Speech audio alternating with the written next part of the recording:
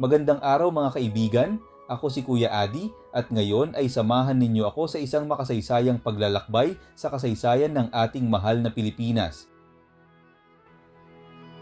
Bago pa dumating ang mga dayuhan, ang ating mga ninuno ay may maunlad na pamahalaan, sining at kalakalan.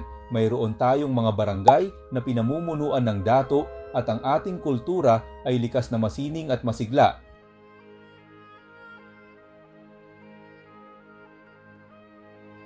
Noong 1521, dumating si Magellan at sinundan ito ng mahigit 300 taon ng pananakop ng mga Espanyol. Ipinakilala nila ang Kristyanismo at binago ang ating pamahalaan at kultura. Ngunit hindi tayo nagpadaig. Lumaban sina Bonifacio at Aguinaldo. Sumiklab ang Rebolusyong Pilipino, tanda ng ating hangaring makalaya. Matapos ang Espanyol, sinakop naman tayo ng Amerika. Ipinakilala nila ang edukasyon at demokrasya. Dito rin itinatag ang Commonwealth ng Pilipinas. Sumiklab ang ikalawang digmaang pandaigdig. Muling sinakop ng Hapon ang Pilipinas.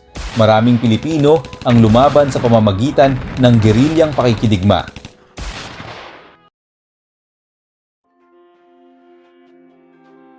Sa wakas noong Hulyo 4, 1946, kinilala ang kalayaan ng Pilipinas.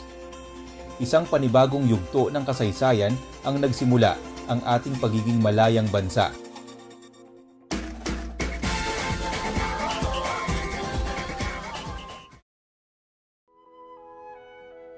Simula noon, naranasan natin ang pagbabago ng mga pamahalaan, ang EDSA People Power Revolution at ang pagsusumikap nating itaguyod ang demokrasya.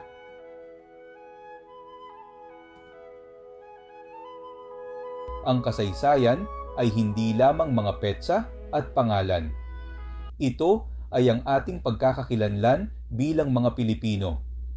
Hanggat ating kinikilala at pinapahalagahan ito, patuloy tayong lalago bilang isang bansa.